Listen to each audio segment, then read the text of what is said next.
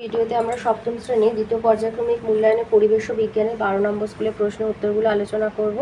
একের আয়, দিনের দৈর্ঘ্য 12 ঘন্টার বেশি হলে ফুল ফোটে ডালিয়ায়।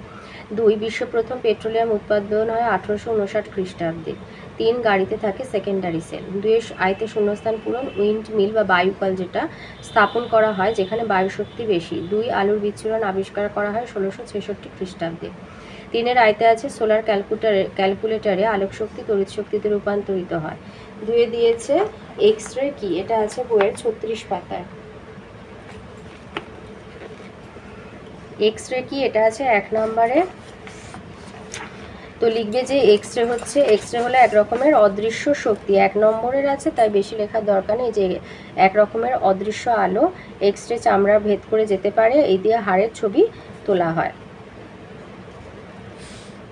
চামড়া ভেদ করে যেতে পারে কিন্তু হাড় ভেদ করতে পারে না, তাই এক্স রে দিয়ে হাড়ের ছবি তোলা হয়।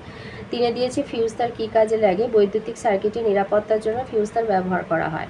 4 দিয়েছে চৌম্বক অক্ষ কাকে বলে।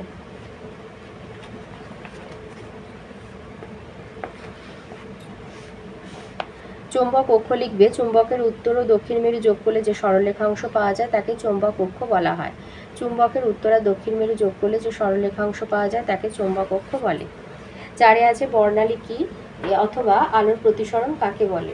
বর্ণালী কি আছে তোমাদের বইয়ের 35 পাতায়। লিখবে, সূর্যের আলো কাচের প্রিজমের মধ্যে দিয়ে যাওয়ার সময় বিভিন্ন রঙের আলো আলাদা হয়ে যায়। আমরা ওই রঙগুলোর মধ্যে চোখে দেখে মোটামুটিভাবে 7টা রঙের আলো আলাদা করতে পারি। এই 7টা আলাদা হওয়া আলোর পটিকে একসঙ্গে বর্ণালী বলে। অথবাতে আছে আলোর প্রতিসরণ কাকে বলে। আলোর প্রতিসরণ হচ্ছে বইয়ের 30 পাতায় রয়েছে। লিখবে, আলোকরশ্মি কোনো মাধ্যম দিয়ে যেতে যেতে যদি অন্য কোনো আলাদা মাধ্যমে প্রবেশ করে তখন ওই মাধ্যম দুটির বিভেদ তল থেকে আলোর গতিপথের পরিবর্তন ঘটে। এই ঘটনাকে আলোর প্রতিসরণ বলে।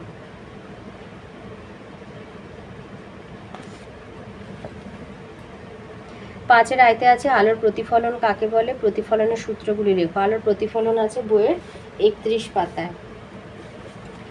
এখান থেকে লিখবে, আলোক রশ্মিগুচ্ছ কোনো মাধ্যম দিয়ে চলতে চলতে দ্বিতীয় কোনো ভিন্ন ঘনত্বের মাধ্যমে প্রবেশ করলে ওই আলোক রশ্মিগুচ্ছের কিছু অংশ মাধ্যম দ্বয়ের বিভেদ তল থেকে পুনরায় প্রথম মাধ্যমে ফিরে আসে। এই ঘটনাই হচ্ছে আলোর প্রতিফলন। এখানে যাত্রা করছে লিখেছে, ওটা যাত্রা করছে না লিখে লিখবে দ্বিতীয় কোনো ভিন্ন ঘনত্বের মাধ্যমে প্রবেশ করে। করলে লিখবে ওই আলোক রশ্মিগুচ্ছের কিছু অংশ মাধ্যম দ্বয়ের বিভেদ তল থেকে পুনরায় প্রথম মাধ্যমে ফিরে আসে। এই ঘটনাকে বলা হয় আলোর প্রতিফলন। আর ওর সাথে আছে প্রতিফলনের সূত্রগুলি লেখো। এটা বইয়ের 28 পাতায় রয়েছে। 1 নম্বর সূত্র, আপাতন কোণ ও প্রতিফলন কোণের মান সমান হয়। আর 2 নম্বর সূত্র হচ্ছে আপতিত রশ্মি প্রতিফলিত রশ্মি ও প্রতিফলকের ওপর আপাতন বিন্দুতে আঁকা অভিলম্ব একই সমতলে থাকে। 2 দিয়েছে কিভাবে বুঝবে পৃথিবী একটা চুম্বক। এটা ছায়া প্রকাশনী থেকে দিচ্ছে, ছায়া প্রকাশনীর আর 67 পাতায় রয়েছে।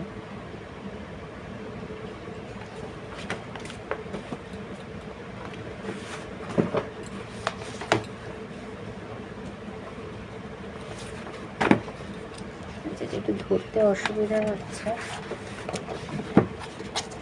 এইভাবে দেখায়। এই যে পৃথিবী যে নিজে একটি চুম্বক, উত্তরের সমর্থনে যুক্তি দাও।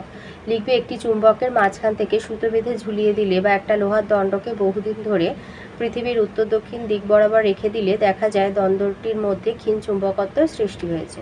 দণ্ডটার উত্তরমুখী প্রান্তে উত্তর মেরু এবং দক্ষিণমুখী প্রান্তে দক্ষিণ মেরু সৃষ্টি হয়। এর কারণ পৃথিবী নিজেই একটা চুম্বক। ভৌগোলিক উত্তর ও দক্ষিণ মেরু দুটির কাছে পৃথিবীর চুম্বকীয় মেরু দুটি অবস্থিত। এই মেরু দুটির আবেশের ফলে দণ্ডটিতে ক্ষীণ চুম্বকত্ব সৃষ্টি হয়। এর ফলে দণ্ডচুম্বকের দুটি বিপরীত মেরু ওই মেরু দুটির আকর্ষণে উত্তর দক্ষিণ মুখ করে থাকে।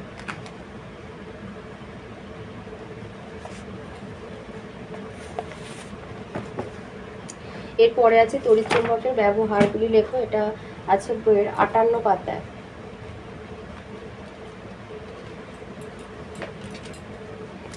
তড়িৎ চুম্বকের ব্যবহার লিখবে। 1 হচ্ছে ইলেকট্রিক কলিং বেলে তড়িৎ চুম্বকের ব্যবহার হয়। 2, লাউড স্পিকার তৈরি করতে তড়িৎ চুম্বক ব্যবহৃত হয়।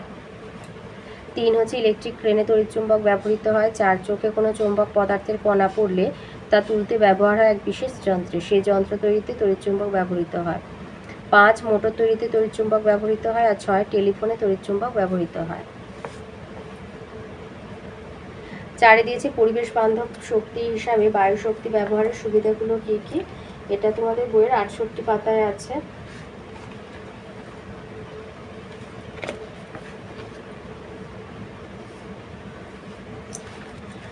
লিখবে যে বায়ু প্রবাহের শক্তি ব্যবহার করলে সুবিধা হতে পারে। 1 হচ্ছে বায়ুর কোনো অভাব নেই, 2 একবার বাইকল বসালে দীর্ঘদিন চলবে, আর 3 যে সমস্ত জায়গা দূর থেকে তার সংযোগ করে বিদ্যুৎ আনা সম্ভব নয় সেখানে বায়ু শক্তির উপর নির্ভর করা যেতে পারে।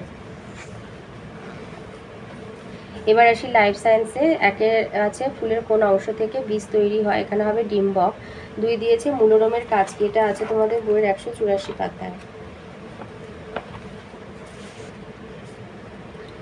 মূলরম অঞ্চল লিখবে মূলরমগুলি দিয়ে গাছ মাটি থেকে জল ও নানা রকম খনিজ পদার্থ শোষণ করে। তাহলে মূলরমের কাজ হচ্ছে যে মূলরমের সাহায্যে গাছ মাটি থেকে জল ও নানা রকম খনিজ পদার্থ শোষণ করে। 3 আয়তে আছে ব্যাপন কাকে বলে, এটা তোমাদের বইয়ে 212 পাতায় রয়েছে। এইখান থেকে বলবে যে অণুদের অবিশ্রান্ত গতির জন্য গ্যাসীয় অবস্থায় বা দ্রবণে বেশি গাঢ়ত্বের অংশ থেকে, এইটা বলবে না, এটা বলার দরকার নেই। লিখবে অণুদের অবিশ্রান্ত গতির জন্য গ্যাসীয় অবস্থায় বা দ্রবণে বেশি গাঢ়ত্বের অংশ থেকে কম গাঢ়ত্বের অংশে পদার্থের অণুদের ছড়িয়ে পড়ার ঘটনাকে বলা হয় ব্যাপন বা ডিফিউশন। উদাহরণ হিসাবে সুগন্ধি বা কালি রং হলো যে সেই সব পদার্থ যাদের অণু ব্যাপন ঘটে বা ব্যাপন পদ্ধতিতে ছড়িয়ে পড়ে। 2 দিয়েছে রূপান্তরিত কাণ্ড কাকে বলে, এটা আছে তোমাদের বইয়ের 190 পাতায়।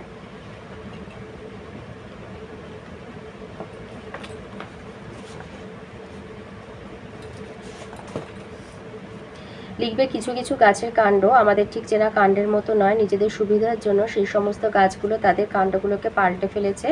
এই রকম পাল্টে যাওয়া কাণ্ডগুলোকে বলা হয় রূপান্তরিত কাণ্ড, যেমন আলু। এটা হলো বই থেকে দিলে, আমি ছায়া প্রকাশনী থেকেও দিয়ে দিয়েছি। ছায়া প্রকাশনী 267 পৃষ্ঠায় রয়েছে। যদি বইয়েরটা পছন্দ না হয় তো ছায়া প্রকাশনী থেকে যেটা আছে সেটাও লিখতে পারো, আর কেউ যদি বই ব্যবহার করতে চাও তো বইয়েরটা দিতে পারো। এই যে রূপান্তরিত পরিবেশে এবং বিশেষ ধরনের কাজ করার জন্য কিছু কিছু উদ্ভিদের কাণ্ডের পরিবর্তন লক্ষ্য করা যায়, এই ধরনের কাণ্ডকে রূপান্তরিত কাণ্ড বলা হয়। যেমন দেবে আলু, মূলো, গাজর, এগুলো দিতে পারো। 3 দিয়েছে মৃদভেদী অঙ্কুরোদ্গম কি এবং কাদের দেখা যায়, এটা আছে তোমাদের বইয়ের 218 পাতায়।